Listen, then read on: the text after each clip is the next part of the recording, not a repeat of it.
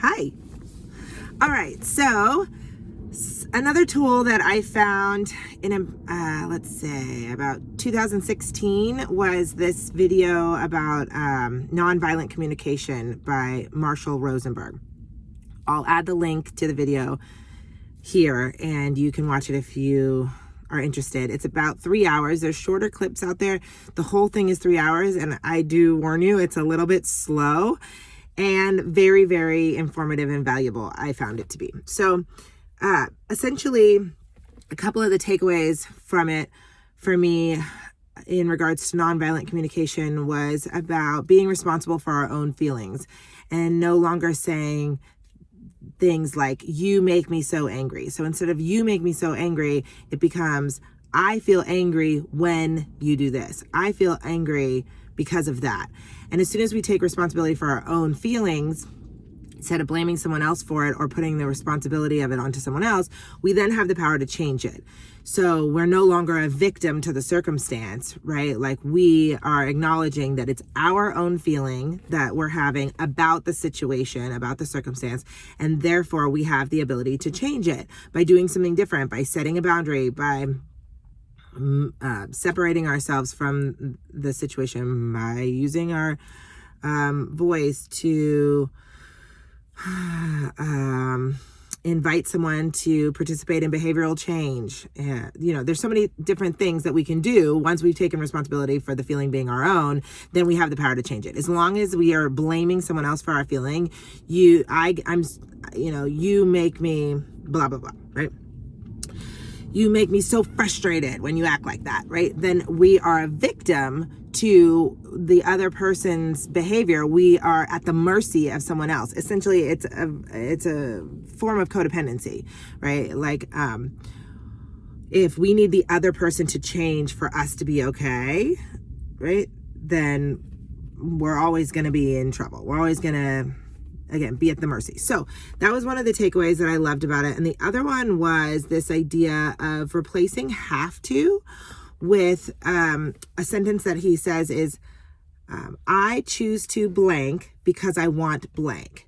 So I choose to pay this high rent because I want to live in a metropolis city, instead of, oh, I have to pay rent today.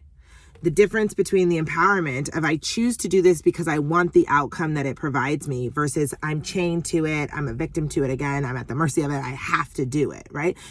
Nobody really has to do that many things. Most of us are making a choice to do them because we want something on the other end, or because we've made a commitment in advance that we're still choosing to uphold that commitment. So I choose to say no to dessert because I want to feel better in my clothes. I choose to wake up early because I want to be on time, right? Instead of I have to wake up so early tomorrow.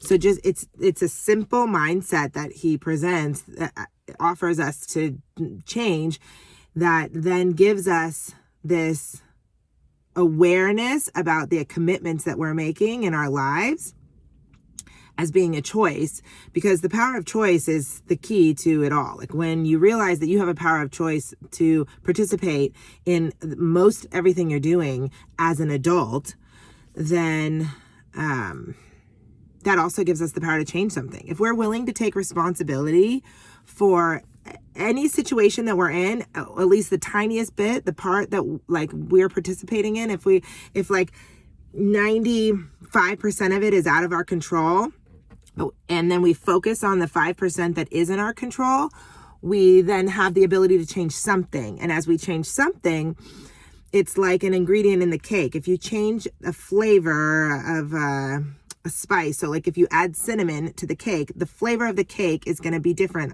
when it comes out of the oven, right? So as you change your 5%, something about the rest of it is going to change for you as well. They may never change. The circumstance on the outside may look the same, and yet the way that I start to attach to it is different. The way that I experience it, the perception that I have about it is different because I've changed how I'm looking at it as something that's a chore, something that's like I dread or that I have to do, versus something that I'm choosing to do because I want something on the other end that I'm getting as a result of making that choice. If you're doing things that you don't like the results on the other end, right, make a different choice, right?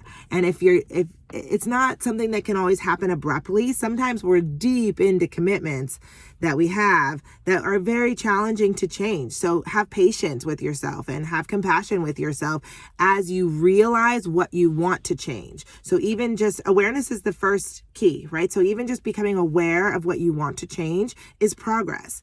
And then start to make a plan, right? My suggestion is never act abruptly on making big life changes. Always make a plan so that you have a support system, a supportive outline in place that you can reference back to when making those changes. So if it's something like, I have to make this car payment because I'm in this lease, right? And you're saying, I choose to make this car payment because I want to drive that car. And then you're realizing, like, I'd actually be okay with driving a car that's less hoopla and that I could maybe own outright. Well, there's lots of options for getting out of a lease. It's just, it would need to be thought out, right? And it's sort of like never quitting a job before you have your next job already in line, right? Like before you've already been hired somewhere else. And so that you don't have that lapse in income. Anyways, that was a lot. That was a little bit of a squirrely video. And again, I just make these right off the top of my head. I have nothing scripted. I just had the idea of sharing Marshall Rosenberg with you all because it was really powerful for me when I learned to replace I have to with I choose to blank because I want blank. And also this concept of taking responsibility for our own feelings, because then we have the ability to change them instead of just being at the mercy of what other people are doing, causing us to live in that feeling. So let me know what you think. I hope this is helpful. Have a great day.